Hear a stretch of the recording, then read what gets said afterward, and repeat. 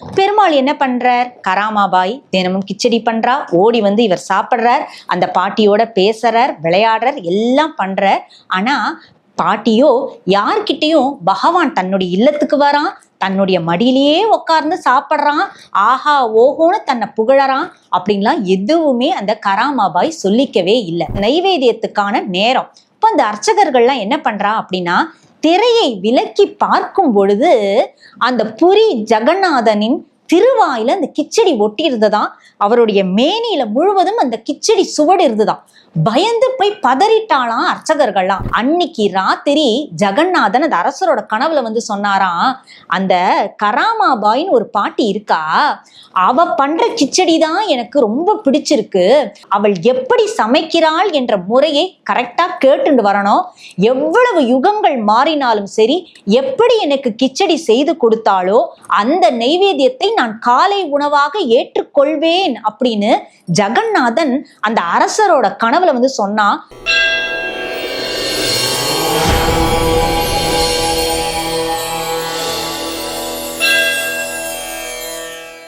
ஸ்ரீமதே ராமானுஜாய நமஹா.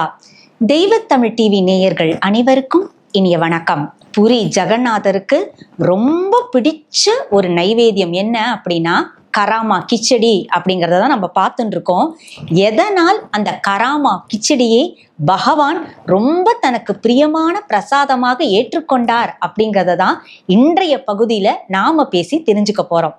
பகவானுக்காக ரொம்ப ரொம்ப ஆத்மார்த்தமான அன்போடு கராமாபாய் என்கிற ஒரு வயதான பெண்மணி தினமும் கிச்சடி செய்து நைவேத்தியம் செய்து கொண்டிருக்கிறாள். அது மனசு பூர்வமாக பகவானே ஓடி வந்து அவளிடம் அந்த கராமாபாயின் கிச்சடியை சுவைத்து சாப்பிட்டு கொண்டிருக்கிறான்ங்கிறத நம்ம பார்த்தோம் இல்லையா. ஒரு நாள் பகவான் நினைத்தானா, இந்த மாதிரியே போகக்கூடாது, உலகத்துக்கே அந்த கராமாபாயின் அந்த பாசமா அவ பண்ணக்கூடிய அந்த கிச்சடியை நாம காட்டி கொடுக்கணும் அப்படின்னு பெருமாள் சங்கல்பித்து கொண்டான். அதற்கான நேரமும் வந்தது. பெருமாள் என்ன பண்றார்? கராமாபாய் தினமும் கிச்சடி பண்றா, ஓடி வந்து இவர் சாப்பிட்றார், அந்த பாட்டியோட பேசுறார், விளையாடுறார், எல்லாம் பண்றார். ஆனா பாட்டியோ யார்கிட்டயும் பகவான் தன்னுடைய இல்லத்துக்கு வரான், தன்னுடைய மடியிலேயே உட்கார்ந்து சாப்பிட்றான், ஆஹா ஓஹோன்னு தன்னை புகழறான் அப்படின்லாம் எதுவுமே அந்த கராமாபாய் சொல்லிக்கவே இல்லை. ஒரு நாள் இதே மாதிரி அவ கராமாபாய் என்ன பண்றானா, கிச்சடியை சமைக்கிறா, பகவான் ஓடி வரான். கொஞ்சம் அன்னைக்கு லேட்டா வரான் பெருமாள். இவளோ பாக்கறா, என்னது இது, இன்னும் பகவானை காணுமே, தினமும் வந்து பசிக்கிறது பாட்டி, சீக்கிரம் கிச்சடியை கொடு, சீக்கிரம் கிச்சடியை கொடுன்னு கேட்பான். இன்னைக்கு நேரம் ஆயிடுத்து, இன்னும் இவனை காணமே, இந்த குழந்தைய காணமேன்னு நினைச்சு பாட்டி பரிதவிச்சுட்டே இருக்கா. அப்போ ஓடி வரான், வந்துட்டு பாட்டி சீக்கிரம் கொடு, சீக்கிரம் கொடு அப்படின்னு கேட்கறான். ஏன்பா நேரம் ஆயிடுத்துன்னு பாட்டி கேட்கறதுக்குள்ள ஊட்டி விடு பாட்டி, ஊட்டி விடு அப்படின்ட்டு சொல்றான். உடனே ஆசையா அந்த பாட்டி என்ன பண்றா, பகவானுக்கு ஊட்டி விடுறா. கரெக்டா ஒரு 2 வாய் கிச்சடியை ஊட்டி விடும் பொழுது கோயில்ல மணி அடிக்கிற சத்தம் கேட்கறது. பாட்டி போதும் பாட்டி அப்படின்னு சொல்லி பாதி சாப்பிட்ட கிச்சடியோடு அந்த கிச்சடி பாதி தன்னுடைய திருமேனியில் வழிய விட்டு கொண்டு உதட்டோரத்திலும் வழிய விட்டு கொண்டு தான் போகும் பாதையிலெல்லாம் அந்த கிச்சடியை அப்படியே தூவினா மாதிரி தூவிண்டு ஓடியே போயிட்டானா சிறுவன். பாட்டி பாக்கறா, ஏய் நில்லுப்பா ஜெகநாதா, பாதி கிச்சடி கூட நீ சரியா சாப்பிடல, இப்படி அறகுறையா சாப்பிட்டு ஓடுறியேன்னு பாட்டி கேட்கறா. இப்ப பொதுவா நம்ம அம்மாக்கள்லாம் குழந்தைகளுக்கு இந்த பருப்பு சாதம் ஊட்டும் பொழுது அந்த குழந்தை இந்த வாயிலெல்லாம் அப்படி ஈஷிண்டு சாப்பிட்டா அதை நினைச்சு நம்ம ரொம்ப சந்தோஷப்படுவோம். அதை பார்த்தா, அதை பார்க்கறதுக்கே அம்மாக்களுக்குலாம் என்னவோ சந்தோஷமா இருக்கும். அது ஃபுல்லா சாப்பிட்டா கூட அவ்வளோ சந்தோஷம் வருமா இல்லையான்னு தெரியாது.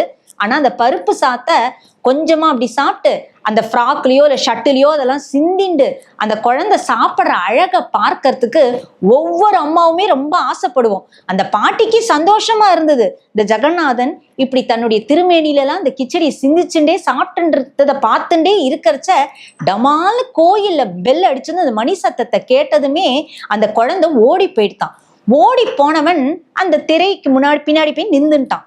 கரெக்டா அப்போ கோயில்ல அந்த நைவேத்தியத்துக்கான நேரம். இப்போ அந்த அர்ச்சகர்கள்லாம் என்ன பண்றா அப்படின்னா, திரையை விலக்கி பார்க்கும் பொழுது அந்த புரி ஜெகநாதனின் திருவாயில அந்த கிச்சடி ஒட்டி இருந்ததாம். அவருடைய மேனியில முழுவதும் அந்த கிச்சடி சுவடு இருந்துதான். பயந்து போய் பதறிட்டாளாம் அர்ச்சகர்கள்லாம். ஏன்னா நம்ம புரி ஜெகநாதரை பார்த்தோம் அப்படின்னா ரொம்ப பார்த்து பார்த்து இந்த நைவேத்தியத்தை, அந்த மகா பிரசாதத்தை அவ்வளவு பக்தி சிரத்தையோடு சமைப்பார்கள் அங்க. நாம இது வரைக்கும் கிச்சடியை இன்னும் நம்ம தளிகே பண்ணி முடிக்கல. அதுக்குள்ள எப்படி பகவான் நைவேத்தியத்துக்கு ஏத்துண்டா மாதிரி அவனுடைய திருவாயில கிச்சடி இருக்கு, திருமேனி முழுக்க இப்படி கிச்சடி இருக்கே, நாம ஏதோ அபச்சாரப்பட்டுட்டோம், தப்பு பண்ணிட்டோம்னு சொல்லி அர்ச்சகர்கள் எல்லோரும் ஜெகநாதா ஜெகநாதா பலராமா சுபத்ரான்னு அழ ஆரம்பிச்சுட்டாளாம். இப்படி இந்த கோயில்ல இவ்வளோ கலைபரம் நடக்கிறது அப்படிங்கிறது அந்த ஊர் ராஜாக்கு தெரிஞ்சு போச்சு. இப்ப இன்னி வரைக்கும் கூட பார்த்தோம் அப்படின்னா புரி ஜெகநாதரை பொறுத்த வரைக்கும் அதாவது பகவானுடைய முதல் சேவகன் நான் அப்படின்னு நினைச்சுப்பார் ராஜா. இந்த இன்னி வரைக்கும் கூட இந்த ராஜாக்களை பார்த்தோம் அப்படின்னா இந்த கஜபதி அப்படின்னு சொல்லுவாங்க அந்த ராஜாவை. அவர் தான் என்ன பண்ணுவார்னா புரி ஜெகநாதரோட ரத யாத்திரை வர்றதுக்கு முன்னாடி இன்னமும் பார்க்கலாம் நம்ம, அந்த ராஜா ஒரு தங்க தொடப்பத்தை எடுத்துன்னு வந்து அந்த பகவான் வரக்கூடிய இந்த ரதத்தை சுத்தம் பண்ணுவார். இன்னி வரைக்கும் கூட நடக்கிறது.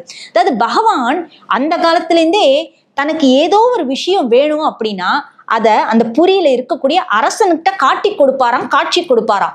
அப்படி இன்னி வரைக்கும் அது நடந்துட்டுதான் இருக்கு. இப்ப ஏதோ சரியில்லை அப்படின்னா உடனடியா அது யாருக்கு தெரிவிப்பார் அப்படின்னா புரியில இருக்கக்கூடிய இந்த ராஜாவிடம் தான். உடனே இந்த விஷயம், அதாவது பெருமாளுடைய திருவாயிலெல்லாம் கிச்சடி ஒட்டின்னு இருக்கு, ஏதோ அபச்சாரம் ஆயிடுத்துங்கிற விஷயம் ராஜாவின் காதுகளுக்கு எட்டியது. ராஜாவும் ரொம்ப துடிச்சு போயிட்டாராம். ஏன்னா தன்னுடைய பார்வையில நடக்கிறது இல்லையா இந்த கோவில், ஜெகநாதனோட முதல் பக்தன் இல்லையா, நாம ஏதோ தப்பு பண்ணிட்டோம் போல இருக்குன்னு அரசரும் சேர்ந்து அழ. அன்னைக்கு ராத்திரி ஜெகநாதன் அந்த அரசரோட கனவுல வந்து சொன்னாராம், அந்த கராமாபாயின்னு ஒரு பாட்டி இருக்கா, அவ பண்ற கிச்சடி தான் எனக்கு ரொம்ப பிடிச்சிருக்கு, அவளுடைய காலம் இன்னும் கொஞ்ச நாள முடிய போறது, அவள் என்னை வந்து அடைந்து விடுவாள், அதனால அரசரே நீங்க என்ன பண்ணணும் தெரியுமா, உங்களுடைய பணியாட்களை அவளுடைய இல்லத்திற்கு அனுப்பி வைத்து அந்த கிச்சடியை அவள் எப்படி சமைக்கிறாள் என்ற முறையை கரெக்டா கேட்டுண்டு வரணும். எவ்வளவு யுகங்கள் மாறினாலும் சரி, எவ்வளவு தலைமுறைகள் மாறினாலும் சரி, இந்த கராமாபாய் என்கிற இந்த வயதான பெண்மணி எப்படி எனக்கு கிச்சடி செய்து கொடுத்தாளோ அதே போலதான் அந்த கிச்சடி நடக்கணும், அந்த நைவேத்தியத்தை நான் காலை உணவாக ஏற்றுக்கொள்வேன் அப்படின்னு ஜெகநாதன் அந்த அரசரோட கனவுல வந்து சொன்னது மட்டும் அல்லாமல் நான் தான் வந்து காட்டி கொடுத்தேன், அந்த பாட்டி கிட்ட நான் தினமும் போய் கிச்சடி பண்றேன்னு நீங்க சொல்லிடக்கூடாது, ஏன்னா அவள் அதை விரும்ப மாட்டாள்.